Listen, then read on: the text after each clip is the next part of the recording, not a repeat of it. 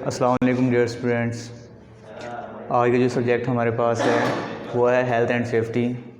और इसका जो कोड है हमारे पास वो है मैक 151।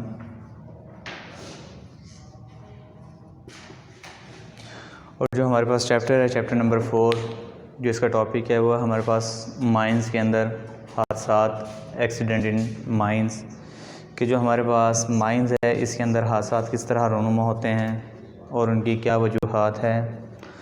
माइंस के अंदर हादसात की मंदरजा झेल अवामिल से हो सकते हैं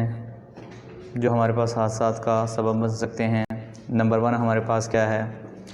के बुखारात की ज़्यादती कि जब हम माइंस के अंदर काम कर रहे होते हैं तो उसमें जो हमारे पास एवेपोरेशन पैदा हो रहे होते हैं, तो अगर एवेपोरेशन ज़्यादा हो जाए तो ज़्यादती की वजह से हमारे पास क्या है, माइंस में हादसात रूनुमा हो सकते हैं।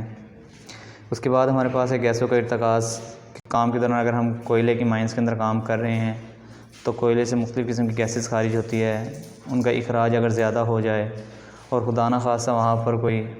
स्पार्क पैदा हो जाए तो स्पार्क की वजह से भी हमारे पास क्या है, हादसात रूनुमा हो सकते हैं। नंबर 3 हमारे पास है गैसों और गर्द का इकट्ठा हो जाना कि जब हम गैसेस माइंस के अंदर काम कर रहे हैं तो वहाँ पर क्या है, हवा की मौजूदगी नहीं होती, जिसकी वजह से क्या है, गैस इकट्ठा होना शुरू हो जाती है और उसका गर्द भी इकट्ठा होना शुरू हो जाता है। क्योंकि जब माइंस के अंदर खुदाई का काम किया जाता है तो उससे धूल और मिट्टी वगैरह उठती है जिसमें से मुख्तलिफ़ किस्म की गैसेस का इखराज होता है और इन इखराज की वजह से ही जो हमारे पास क्या है, स्पार्क पैदा होने की वजह से एकदम क्या होता है, माइंस के अंदर शोला भड़क उठता है जिसकी वजह से माइंस में हादसात रूनुमा हो सकते हैं। नेक्स्ट हमारे पास क्या है, माइंस के अंदर हादसात की बड़ी वजूहात क्या है। माइंस के अंदर गैस की सबसे बड़ी वजूहात हमारे पास है कि गैस और बुखारात का मौजूद होना कि जब माइंस के अंदर हम काम कर रहे होते हैं तो मुख्तलिफ़ किस्म की माइंस हैं,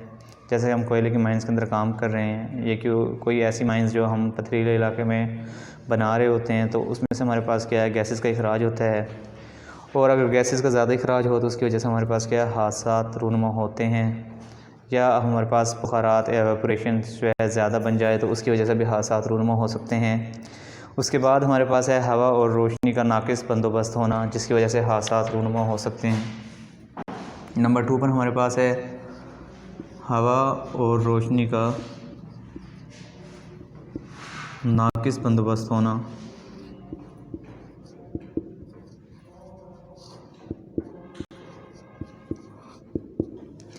कि अगर हम किसी भी माइंस के अंदर काम कर रहे हैं और वहाँ पर हवा की ज़्यादती हो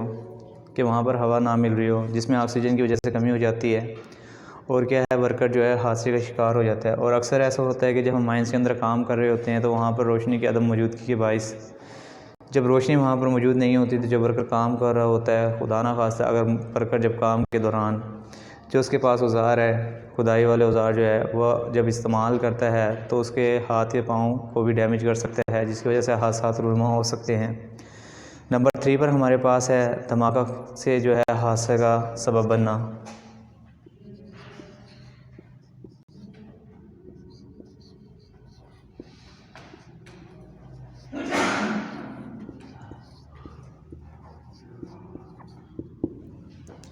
कि जब हम काम के दौरान किसी भी माइंस में काम कर रहे हैं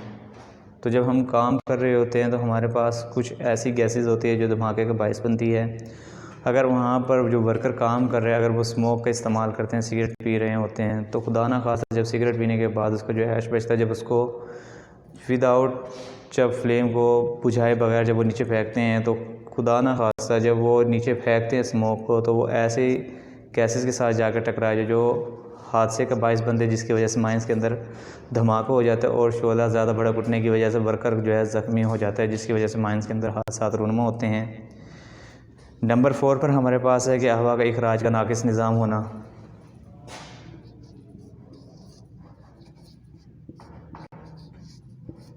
हवा के इखराज का नाक़िस निज़ाम होना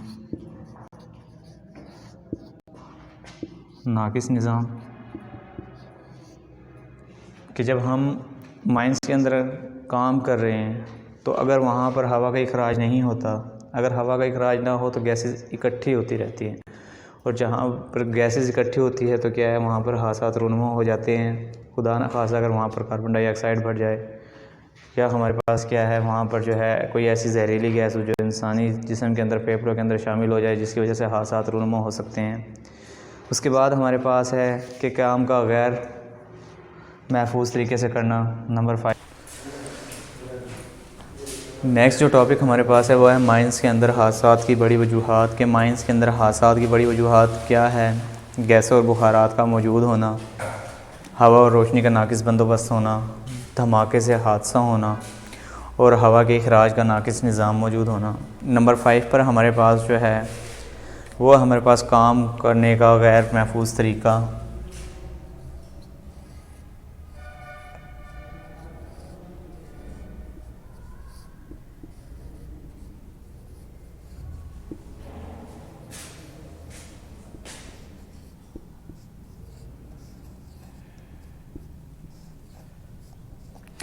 नंबर 5 पर जो हमारे पास है वो है काम करने का गैर महफूज तरीक़ाकार। कि जब हम काम कर रहे होते हैं तो काम को संजीदगी के साथ नहीं लेते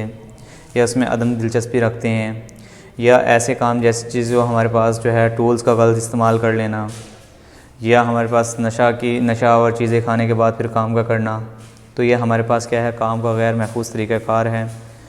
नेक्स्ट जो हमारे पास टॉपिक है वह हमारे पास माइंस के अंदर हादसात की रोकथाम कैसे की जाती है। कि माइंस में जब हम काम कर रहे हो तो उसमें जो हादसात उसको कैसे कंट्रोल किया जाता है।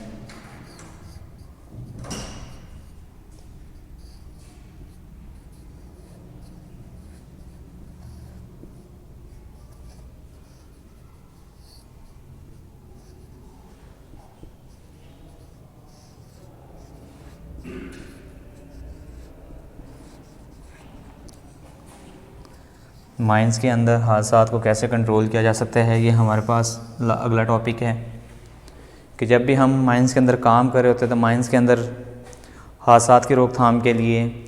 हम जो है मुख्तलिफ़ किस्म की तदाबीर इख्तियार करते हैं जिनकी वजह से हम हादसात को कंट्रोल कर सकते हैं। नंबर 1 हमारे पास क्या है कि हवा और गैस का मिक्सचर ना बनने देना। कि जब हम वहाँ पर काम कर रहे हो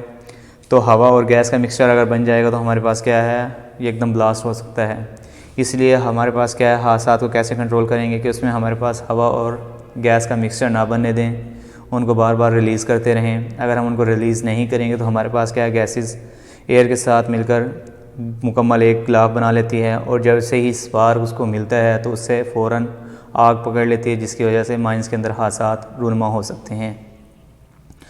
नंबर 2 पर हमारे पास है हवा और बुखारात का आपस में ना बनने देना। कि जब हमारे पास हवा की मौजूदगी में बुखारात मिलते हैं तो हवा के ज़रात एक जगह से दूसरी जगह उसको लेके चले जाते हैं, जिसकी वजह से वो बुखारात फैल जाते हैं और खुदा ना खासा ऐसी जगह पर चले जाए जहाँ पर हमारे पास स्मोक वाला एरिया हो, तो वहाँ से भी वो हादसात को आग को लगा सकता है, जिसकी वजह से हादसात हो सकते हैं। तो लिहाजा हम क्या करेंगे कि जहाँ पर काम कर रहे हैं वहाँ पर हवा और वेपोरेशन का अमल ना बनने दें।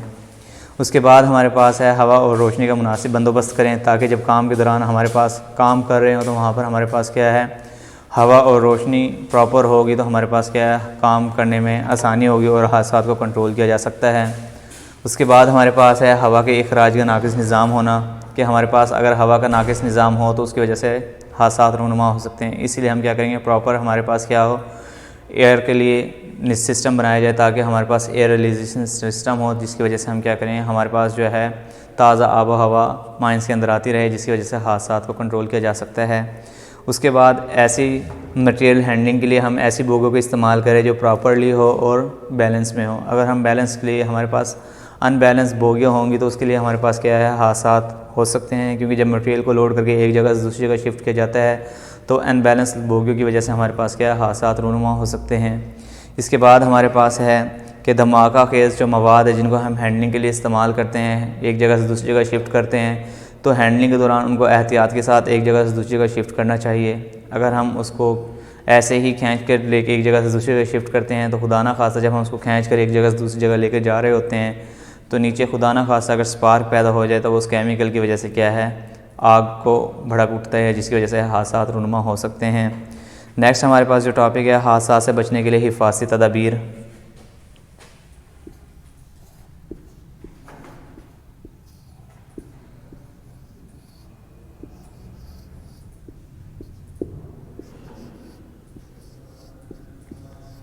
हिफाजती तदाबीर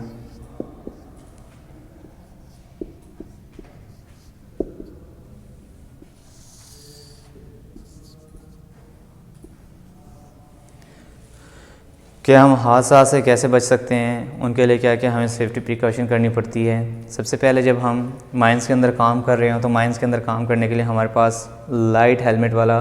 जिस पर लाइट लगी हो, वो हेलमेट इस्तेमाल करें ताकि जो है रोशनी का भी बंदोबस्त हो सके। और हवा के लिए ऑक्सीजन सिलेंडर का इस्तेमाल करें ताकि हमारे पास क्या है, हवा के ज़रिए, ऑक्सीजन के ज़रिए हमारे जिस्म को जो है फेफड़ों को हवा मिलती रहे और ताज़ा हवा हमारे पास आती रहे। उसके बाद हमारे पास क्या है कि जो सिगरेट नोशी वाले अफराद हैं जो स्मोकिंग करते हैं, वो माइंस के बाहर रहकर सिगरेट नोशी करें, ना कि माइंस के अंदर जाकर सिगरेट नोशी करें। माइंस के अंदर के गिर्द जो हमारे पास गिरदो गुबार बन जाता है उससे बने हुए रोकें। हवा के अखराज के लिए मुनासिब इंतज़ाम का करना। नेक्स्ट हमारे पास जो है ऑक्सीजन के अंदर पहुंचाने के लिए हवा का मुनासिब इंतज़ाम करें। जब माइंस के अंदर खुदाई हो रही हो तो एहतियात को बरूए कार लाएं ताकि जब हम काम कर रहे हों तो खुदाई के दौरान हमारे पास ऐसे औजार का इस्तेमाल करें जिनकी वजह से हमारे जिस्म के कोई पार्ट्स डैमेज ना हो।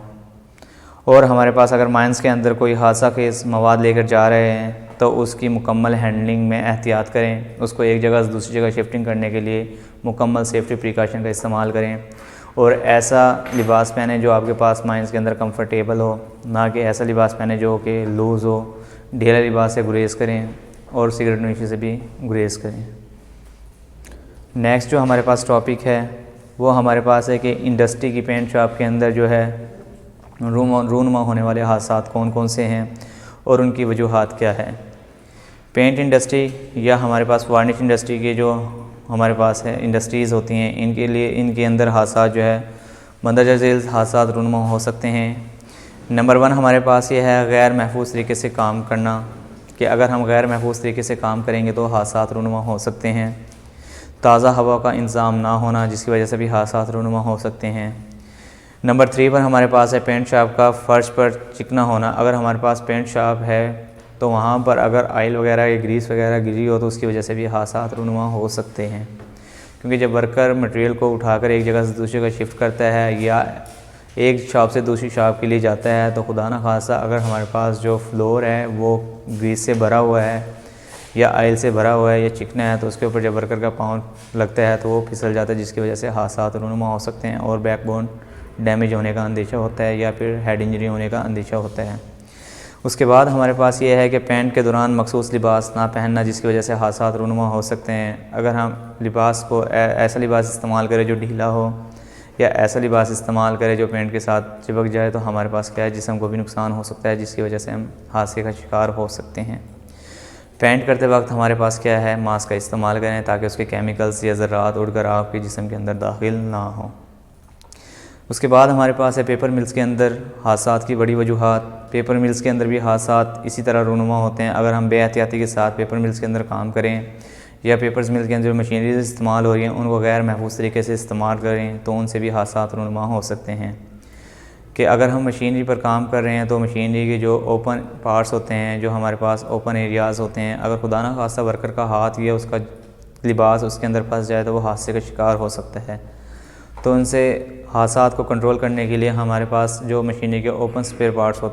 होते हैं उनको क्या करें कि सबसे पहले उनको सेफ्टी गार्ड्स का इस्तेमाल करें, ताकि सेफ्टी गार्ड्स का इस्तेमाल करने के लिए उसके बाद हमारे पास जो ओपन एरियाज़ होते हैं उनसे हादसे को कंट्रोल किया जा सकता है। और जो है दूसरा इसमें सबसे बड़ी मेन वजूहात ये है कि ऐसे अफराद का भर्ती करना जो नीम कारीगर हो या काम को अपने मशीन को ऑपरेट करना ना जानते हो, उसकी वजह से भी हादसा रूनुमा हो सकते हैं। तो इसके लिए जब भी पेपर मिल्स के अंदर वर्कर्स की भर्ती की जाए तो ऐसे वर्कर्स को भर्ती किया जाए जो कि मशीन ऑपरेट करना जानते हो, जिनकी वजह से हादसा को कंट्रोल किया जा सकता है। उसके बाद हमारे पास है कि ज़हनी और माजूर वर्कर्स का जो है काम करने के लिए भर्ती करना। अगर ज़हनी और माजूर वर्कर्स जब काम करने के लिए भर्ती किए जाते हैं तो वो काम में अदम दिलचस्पी रखते हैं या काम को प्रॉपर तरीके से हैंडल नहीं कर सकते, जिसकी वजह से हादसा रूनुमा हो सकते हैं।